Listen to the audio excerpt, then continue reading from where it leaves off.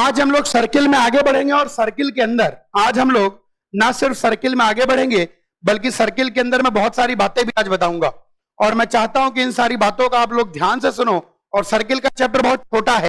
Circle का chapter इसलिए छोटा है क्योंकि स्ट्रेट लाइन के चैप्टर में हम स्ट्रेट लाइन के अलावा भी बहुत कुछ पढ़ लेते हैं, जबकि सर्किल के चैप्टर में सिर्फ सर्किल ही पढ़ना है, तो इसलिए ध्यान देना है। ओके, तो सर्किल की बात चल रही थी। CIRCLE circle. एक मिनट रुक जाइए, इंक डाल लो वरना बीच में जो है वो अच्छा सा विजिबिलिटी नहीं आएगी।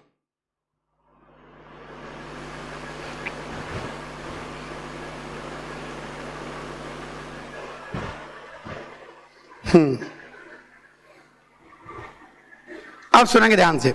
सर्कल के अंदर कल अपन ने पॉइंट नंबर 1 सर्कल की डेफिनेशन आपको बहुत अच्छे से बता दी थी। सर्कल की डेफिनेशन कल मैंने बता दी थी। सर्कल के अंदर डेफिनेशन जानने के बाद पॉइंट नंबर 2 मैंने सर्कल की अलग अलग फॉर्म की इक्वेशन बता दी थी। तो सर्कल की अगर बात करें तो कितने फॉर्म की इक्वेशन थी? 5 अलग अलग फॉर्म की इक्वेशन थी। पॉइंट नंबर 2 कर लेने के बाद पॉइंट नंबर 2 कर लेने के बाद अलग अलग फॉर्म की इक्वेशन कर लेने के बाद फिर हम लोग आ गए थे पॉइंट 10 सर्कल पर। पॉइंट नंबर 3 मैंने आपको पढ़ाया था पॉइंट 10 सर्कल। पॉइंट 10 सर्कल पर हम लोग आ गए थे। पॉइंट 10 सर्कल पर आ जाने के बाद आज हम बात करने जा रहे हैं point number 4 line and circle. आज हम पॉइंट नंबर 4 की बात करेंगे। आज हम लाइन एंड सर्कल की बात करेंगे। सब बच्चे ध्यान देंगे ताकि लाइन एंड सर्कल की बात बिल्कुल सब बच्चों को समझ में आ जाए। सिंपल सा है लाइन एंड सर्कल। सब बच्चे बोर्ड पर ध्यान देंगे लाइन एंड सर्कल पर।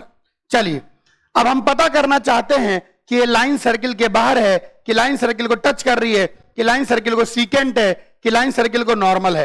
काफी सारी चीजें। एक लाइन मान लीजिए गिवन है, कोई भी लाइन गिवन है ax plus B Y plus C equal to 0 और सर्कल गिवन है, जनरल सर्कल मान लेते हैं X square plus Y square plus 2gx plus 2fy plus C equal to 0। अगर हमने जनरल सर्कल मान लिया तो इस सर्कल का जो सेंटर निकल के आएगा वो -g माइनस f निकल के आ जाएगा और जो इस सर्कल का रेडियस निकल के आ जाएगा √g square F square minus C, जिसको आमतौर पर हम लोग r से डिनोट करेंगे।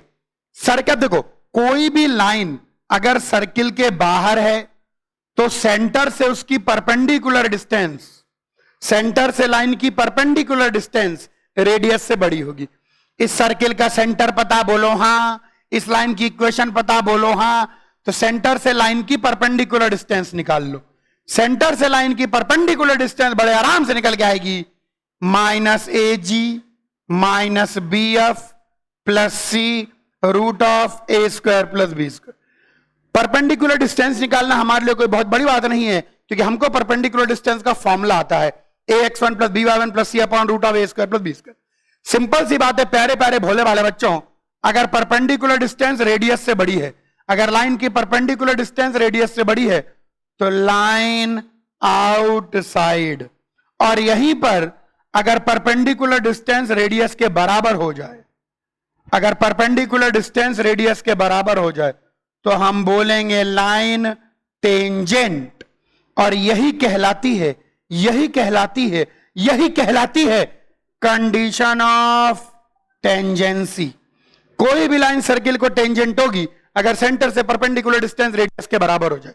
कोई भी लाइन सर्किल को टेंजेंट होगी अगर सेंटर से परपेंडिकुलर डिस्टेंस रेडियस के बराबर हो जाए। कोई भी लाइन सर्किल को टेंजेंट होगी अगर सेंटर से परपेंडिकुलर डिस्टेंस रेडियस के बराबर हो जाए। बिल्कुल इस बात पर ध्यान देना है सब बच्चों को। ये आ गया। अगर यहीं पर परपेंडिकुलर डिस्टेंस, तो ऐसी बातें बता रहा हूं कि आप भी सोच रहे हो गुरुजी फालतू टाइम पास मत करा करो आप। अगर परपेंडिकुलर डिस्टेंस रेडियस से छोटी तो लाइन सीकेंट, और अगर गलती से परपेंडिकुलर डिस्टेंस 0 हो जाए, perpendicular distance 0, that is centre lies on line, तो इस केस में लाइन नॉर्मल हो जाएगी और यही कहलाती है, यही कहलाती है कंडीशन ऑफ नॉर्मलसी। ये आ गई कंडीशन ऑफ नॉर्मलसी। तो हम अगर लाइन की इक्वेशन गिवन है, अगर लाइन की इक्वेशन गिवन है तो हम बड़े आराम से बता सकते हैं, अगर लाइन की इक्वेशन गिवन है तो बड़े आराम से बता सकते हैं कि लाइन सर्किल के बाहर है, कि लाइन सर्किल को टेंजेंट है, कि लाइन सर्किल को नॉर्मल है, एंड सो ऑन।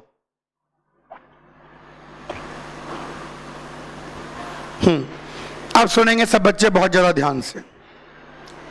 ये आ गया, ये निकल गया। यहीं से हमको कंडीशन ऑफ टेंजेंसी भी पता लग गई कि लाइन कब टेंजेंट होगी, और यहीं से हमको कंडीशन ऑफ नॉर्मलसी भी पता लग गई कि लाइन कब नॉर्मल होगी। तो कंडीशन ऑफ टेंजेंसी और ये कंडीशन ऑफ नॉर्मलसी। लाइन और सर्किल से रिलेटेड एक दो बातें और करनी है, कॉपी करें तो आगे बढ़ें। कॉपी कर लीजिए। एक शब्द होता है कॉर्ड और सीकेंट में अंतर।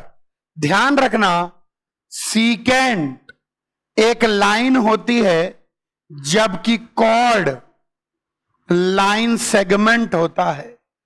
कॉर्ड का मतलब दोनों एंड पॉइंट लाइन के ऊपर, जबकि सीकेंट का मतलब होता है इनफाइनाइट लाइन। ध्यान रखना, ये सीकेंट कहलाती है, ये कॉर्ड कहलाती है। सीकेंट का मतलब है तो इनफाइनाइट लाइन। सीकेंट का मतलब कोई भी लाइन जो टेंजेंट ना हो और कर्व को काटे भी। सीकेंट का मतलब line which intersects the curve but is not tangent. ये ध्यान रखें। जबकि कॉर्ड का मतलब होता है जिसके एंड पॉइंट इसके ही ऊपर हो। ये तो सीकेंट और कॉर्ड के बीच में अंतर समझ में आ गया। सीकेंट एक इनफाइनाइट लाइन को कहते हैं, जबकि कॉर्ड सिर्फ लाइन सेगमेंट को कहते हैं। सीकेंट के कोई एंड पॉइंट नहीं होते, क्योंकि सीकेंट माइनस अनंत से प्लस अनंत तक जाती है, जबकि कॉर्ड के एंड पॉइंट होते हैं ये दोनों कोने। कॉर्ड के दोनों एंड पॉइंट कर्व के ऊपर लाई करते हैं। कर्व के ऊपर किसी भी दो पॉइंट को जोड़ने वाली लाइन कॉर्ड कहलाती है। कॉर्ड की डेफिनेशन यही है, line joining any two point on curve. Line joining any two point on curve, chord की डेफिनेशन यही है, line joining any two point on curve. किसी भी दो पॉइंट को जोड़ने वाली लाइन कहलाती है कॉर्ड। ये तो एक बात हो गई। एक बात और पकड़ेंगे सब बच्चे। अगर कोई लाइन सीकेंट है, अगर कोई लाइन सीकेंट है, अगर कोई लाइन सीकेंट है, तो हम जानना चाहते हैं लाइन का कितना पोर्शन सर्किल के अंदर है। अगर कोई लाइन सीकेंट है तो हम जानना चाहते हैं लाइन का कितना पोर्शन सर्किल के अंदर है। अगर कोई लाइन सीकेंट है तो हम जानना चाहते हैं लाइन का कितना पोर्शन सर्किल के अंदर। इधर देखिए, ये रहा सेंटर, तो हम पता लगाना चाहते हैं portion of the line intercepted. हम पता लगाना चाहते हैं portion of line intercepted inside circle. Portion of line intercepted inside circle. Line का कितना बहुत इजी, बहुत इजी। सर्किल का रेडियस आपको पता है, स्मॉल आर मतलब रेडियस, और लाइन की परपेंडिकुलर डिस्टेंस निकाल लेंगे। क्या निकाल लेंगे? लाइन की परपेंडिकुलर डिस्टेंस। बस। पाइथागोरस थ्योरम किस दिन के लिए सीखा था? आज ही के दिन के लिए। तो ये आ जाएगा R square minus P square, तो ये जाएगी 2√r² माइनस। बिल्कुल रटा हुआ होना चाहिए, बिल्कुल रटा हुआ होना चाहिए। अगर कोई लाइन सर्किल को दो जगह काट रही है, अगर कोई लाइन सर्किल को दो जगह काट रही है, तो लाइन का कितना पोर्शन सर्किल के अंदर है? अगर कोई लाइन सर्किल को दो जगह काट रही है, तो लाइन का कितना पोर्शन सर्किल के अंदर है? कॉपी करें और बात करें लाइन और सर्किल के बारे में। सर्किल और लाइन की बात चल रही है, सर्किल और लाइन की बात चल रही है। सर्किल और लाइन की बात में अपन ने सर्किल देख लिया, जनरल लाइन देख ली, एक्सिस के साथ थोड़ा रिश्ता देखेंगे। मान लीजिए हमारे पास सर्किल है x² + y² + 2gx + 2fy + c = 0। मान लीजिए हमारे पास सर्किल है x² + y² + 2gx + 2fy + c = 0। ये सर्किल है। ये सर्किल एक्स एक्सिस को कहां कहां काटता है, थोड़ा इस चीज को देख लो, इसका यूज भयंकर आएगा।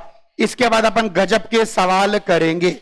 ये सर्किल एक्स एक्सिस को कहां कहां कट करता है, आइए देखें। ये सर्किल एक्स एक्सिस को जहां पर भी काटेगा y कोऑर्डिनेट 0 हो जाएगा। तो इसमें पुट कर दें y कोऑर्डिनेट को 0, तो x में क्वाड्रेटिक बन गई X square plus 2gx plus C equal to 0। मान लीजिए इस पॉइंट के कोऑर्डिनेट अल्फा कॉमा 0 है, इस पॉइंट के कोऑर्डिनेट बीटा कॉमा 0 है, तो मैं इंटरेस्टेड हूं लेंथ ऑफ इंटरसेप्ट में। Clearly alpha plus beta minus 2g आ जाएगा, अल्फा इंटू बीटा सी निकल के आ जाएगा। तो length of intercept mod alpha minus beta, जो कि बन जाएगा अल्फा प्लस बीटा का whole square minus 4 alpha beta. तो अल्फा प्लस बीटा का whole square 4g square minus 4c 2 root G square minus C. रटा हुआ होना चाहिए, याद होना चाहिए, मन मंदिर में बस जाना चाहिए, मानस पटल पे छप जाना चाहिए, खून में बहना चाहिए, माथे पे लिखा होना चाहिए। Intercept made by circle on X axis. X axis का कितना पोर्शन सर्किल के अंदर होता है? 2 root G square minus C. Clearly अगर G square minus C greater than 0 तो कट्स एक्स एक्सिस। अगर G square minus C equal to 0 तो बोलेंगे टचेस एक्स एक्सिस, और अगर यहीं पर जी square minus C less than 0 तो अबव या below x axis, X axis के ऊपर या नीचे होगा। यहीं पर मैं जैसे एक्स एक्सिस के साथ रिश्ता निकाला, मैं पता करना चाहता हूं कि वाई एक्सिस को कहां कहां कट करता है। प्लीज ये सबको इलस्ट्रेशन की तरह भी देखें, अभी मैं आगे भर भर के यूज करूंगा, फिर आप हंसेंगे। वापस से वही जनरल सर्किल ले लेते हैं, X square plus Y square plus 2gx plus 2fy plus C equal to 0। Y axis को जहां पर भी काटेगा x की वैल्यू 0 हो जाएगी। इस पॉइंट को मान लेते हैं 0 कॉमा गामा, 0 कॉमा डेल्टा, और इस पॉइंट को मान लेते हैं 0 कॉमा साई। कुछ भी मान लो, फर्क नहीं पड़ता। तो x को 0 कर दें, Y square plus 2fy plus C equal to 0। हम लोग इस लेंथ में इंटरेस्टेड हैं, तो length clearly delta plus psi की वैल्यू माइनस 2f आ जाएगी, और डेल्टा इंटू साई की वैल्यू c निकल। बहुत बढ़िया। तो यहां से हम l जो निकल के आएगा ये साई माइनस डेल्टा का मॉड हो जाएगा, और root of psi plus delta का whole square minus 4 psi delta. तो ये चीज निकल के आ गया रूट ऑफ 4f स्क्वायर, बहुत बढ़िया, 2 रूट एफ स्क्वायर माइनस सी। ये रिजल्ट निकल के आ गया।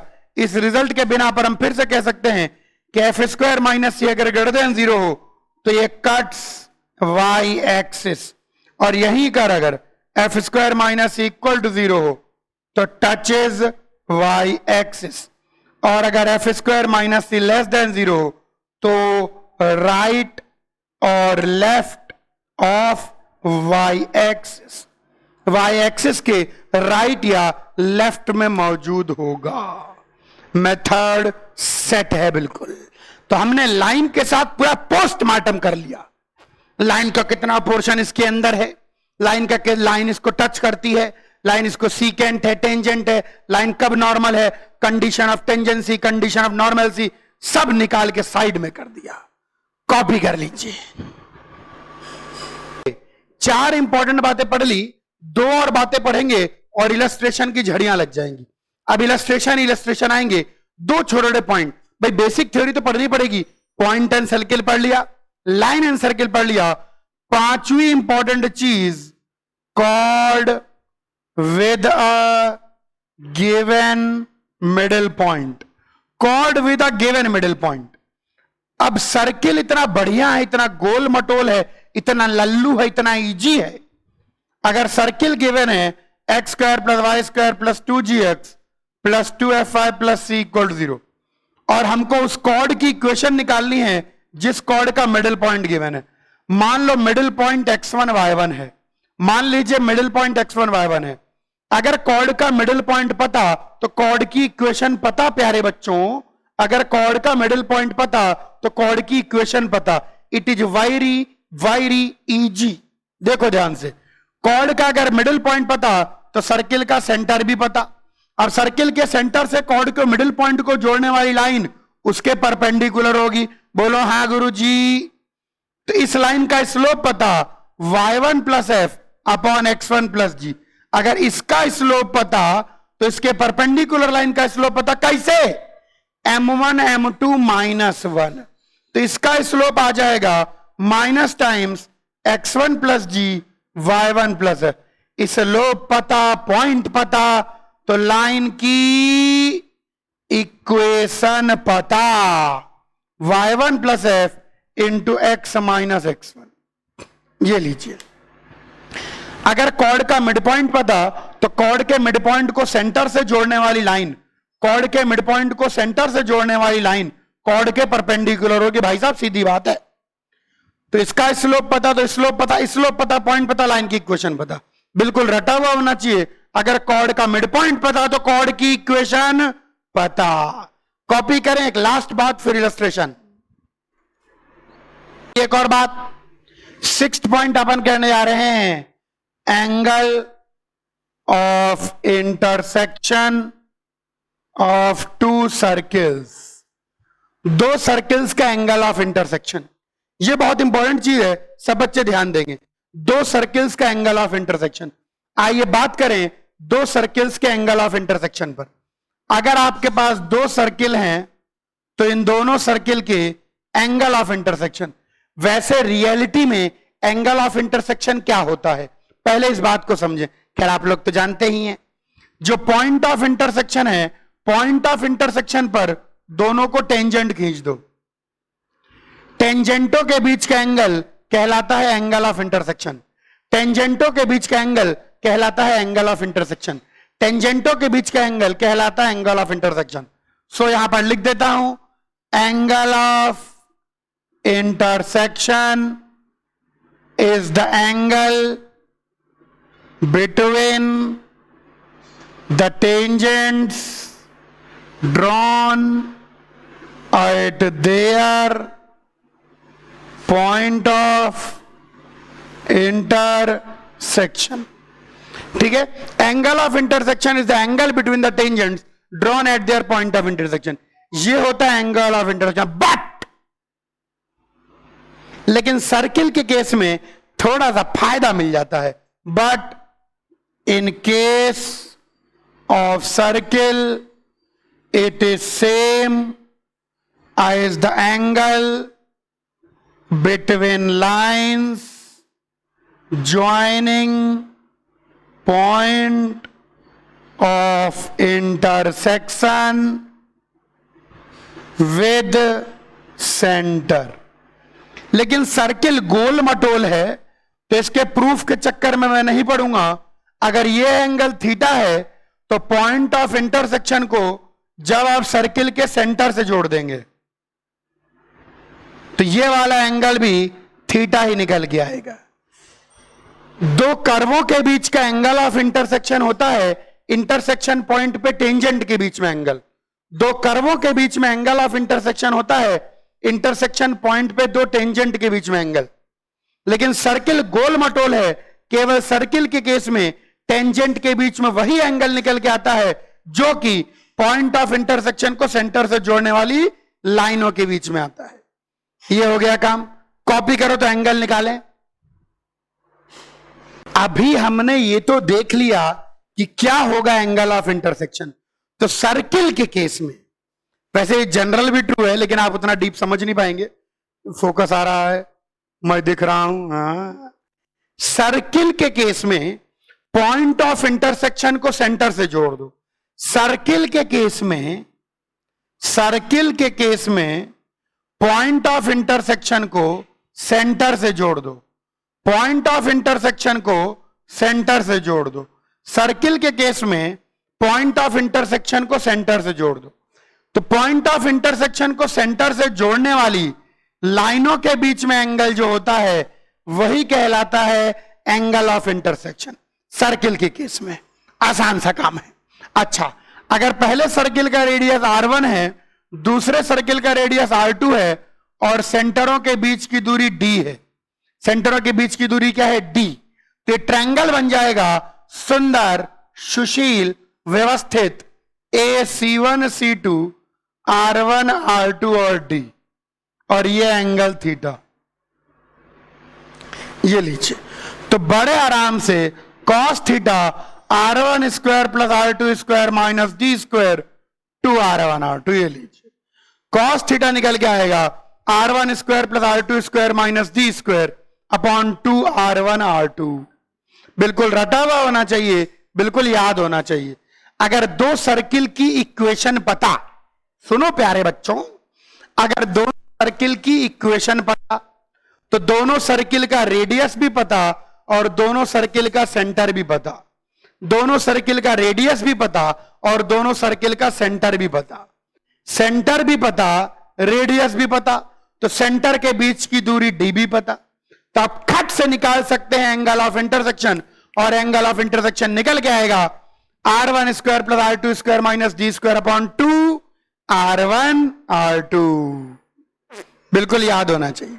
अच्छा, यहीं पर अगर थीटा 90 डिग्री हो जाए देन सर्किल्स कॉल्ड ऑर्थोगोनल।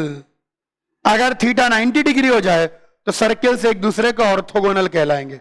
अगर थीटा 90 डिग्री हो जाए तो सर्किल्स ऑर्थोगोनल कहलाएंगे। अच्छा, थीटा 90 डिग्री होगा तो कॉस थीटा 0 हो जाएगा, यानी R1 square plus R2 square equal to D square. यही है, यही है, यही है, यही है कंडीशन ऑफ ऑर्थोगोनैलिटी, यही है कंडीशन ऑफ ऑर्थोगोनैलिटी। अच्छा, अगर सर्किल की इक्वेशन गिवन है X square plus Y square plus 2g1x plus 2f1y, और दूसरे सर्किल की equation X square plus Y square plus 2g2x plus 2f2y, तो R1 square plus R2 square D square, R1 की value रख दें, R2 की value रख दें, D की वैल्यू रख दें, तो निकल के आएगा 2g1g2 2f1f2 c1 plus c2। ये लीजिए 2g1g2 plus 2f1f2 equal to c1 plus c2। दोनों की दोनों ही कंडीशन ऑफ ऑर्थोगोनैलिटी हैं। ये जो कंडीशन आई है 2g1g2 plus 2f1f2 equal to c1 plus c2, ये कंडीशन यहीं से निकल के आई है, ये कंडीशन यहीं से निकल के आई है। R1 square plus R2 square equal to D square, तो 2g1g2 plus 2f1f2 equal to c1 plus c2, ये कंडीशन यहीं से निकल के आई है। R1 R2 और D की वैल्यू रख के ये रटा हुआ होना चाहिए। अगर दोनों सर्किल का रेडियस पता और सेंटर के बीच की दूरी पता तो एंगल ऑफ इंटरसेक्शन पता, कॉस थीटा पता, पहली बात। दूसरी बात, अगर थीटा 90 डिग्री होता है तो हम कहते हैं कि सर्किल्स ऑर्थोगोनल हैं, तो हम कहते हैं कि सर्किल्स ऑर्थोगोनल हैं, तो थीटा 90 डिग्री सर्किल ऑर्थोगोनल कहलाएंगे। और ये हो गई कंडीशन ऑफ ऑर्थोगोनैलिटी। दो सर्किल ऑर्थोगोनल होंगे, दो सर्किल 90 डिग्री पर इंटरसेक्ट करेंगे यदि R1 square plus R2 square equal to D square. Copy कर लीजिए। क्वेश्चंस लेने जा रहा हूं, सब बच्चे उन क्वेश्चंस पर बहुत ज्यादा ध्यान देंगे। अब जो मैं क्वेश्चंस लेने जा रहा हूं उन क्वेश्चंस पर सब बच्चे बहुत ज्यादा ध्यान देंगे। सुनिए, एक छोटा सा क्वेश्चन है, शुरुआत कर रहा हूं बेसिक क्वेश्चन से, प्लीज ध्यान दीजिएगा, प्लीज ध्यान दीजिएगा। पहला क्वेश्चन कहता है find the locus of other end of diameter, find the locus of other end of the diameter, find the locus and of diameter of point A comma B for a circle which touches x-axis। आइए बात कर रहे हैं। Find the locus of other end of the diameter of point A comma B for a circle which touches x-axis। Question कहता है एक ऐसा circle है जिस पर A कॉमा B लाई करता है। बच्चे बोलते हैं सर गुरुजी इसमें गिवन नहीं है A कॉमा B लाई करता है, ये अंडरस्टूड है। क्यों अंडरस्टूड है? तभी तो इसका other end of the diameter बनेगा। वो कहता है find the locus of other end of the diameter of point A comma B। A comma B point के other end of the diameter का लोकस निकालिए जो कि एक्स एक्सिस को टच करता है। क्या आप लोग अटेम्प्ट करना चाहेंगे कि मैं करके बताऊं? Okay, try. तो कैसे करेंगे ध्यान से सुनिए। जिस पॉइंट का लोकस निकालना होता है उसको हम एच कॉमा के मान लेते हैं, तो हम इस पॉइंट को चुपचाप एच कॉमा के मान लेते हैं। अगर ये डायामीटर के एंड पॉइंट है, अगर ये डायामीटर के एंड पॉइंट है तो सर्किल का सेंटर पता लग गया। a plus H by 2 comma b plus के बाई टू, क्योंकि डायमीटर के एंड पॉइंट है। अब अगर ये सही में एक्स एक्सिस को टच कर रहा है, अगर सही में एक्स एक्सिस को टच कर रहा है, तो इस सर्किल का रेडियस इसके वाई कोऑर्डिनेट के बराबर होगा। ऑब्वियस सी बात है, अगर सर्किल एक्स एक्सिस को टच कर रहा है तो रेडियस वाई कोऑर्डिनेट के बराबर होगा। अब रेडियस अगर वाई कोऑर्डिनेट के बराबर निकल के आ गया तो हमको रेडियस पता लग गया। तो डायामीटर इन दोनों पॉइंट के बीच में दूरी कितनी, 2r। तो h माइनस ए का whole square k minus B के whole square should be equal to 2r square. मिल गया लोकस। h को x से रिप्लेस कर देंगे और k को y से रिप्लेस कर देंगे। ये रहा लोकस। मैक्सिमम बच्चों ने सही किया होगा, मैं जानता हूं आप लोग बहुत प्रकांड हैं। जिस पॉइंट का लोकस निकालना हो उसको चुपचाप h कॉमा के मान लें, जिस पॉइंट का लोकस निकालना हो उसको चुपचाप h कॉमा के मान लें और बस आगे बढ़ जाइए, काम बन जाता है। कॉपी करिए। एक और क्वेश्चन कहता है find locus of centre of a circle whose x intercept is a and y intercept is b। एक और क्वेश्चन यहीं पर 2 सवाल दे रहा हूं, अटेम्प्ट करने हैं। Find equation of a line with slope 1। Find equation of a line with slope 1 such that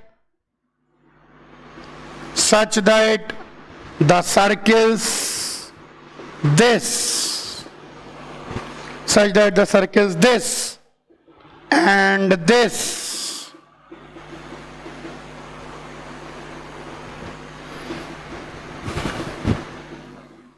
have equal intercept on it। yes, दोनों क्वेश्चन टेक एग्जैक्टली 4 मिनट्स। देखें, find the locus of centre of circle whose x intercept is a, जिसका x intercept a है और y intercept b है। चलिए बात करते हैं x इंटरसेप्ट a और y इंटरसेप्ट b। ध्यान देखें, सर्किल शायद कुछ ऐसा है कि उसका x इंटरसेप्ट a आ रहा है और y इंटरसेप्ट b आ रहा है। अगर सर्किल के सेंटर को h कॉमा के बोल दो तो ये इस सर्किल की कॉर्ड हो गई। तो इसको यहां पर मिला दोगे और ऐसे मिला दो और ये भी इस सर्किल की कॉर्ड हो गई। तो ये देखिए, अगर रेडियस को r कह दें तो ये लेंथ b/2 हो जाएगी और ये h हो जाएगी, और रेडियस को r कह दें तो ये लेंथ a/2 हो जाएगी और k।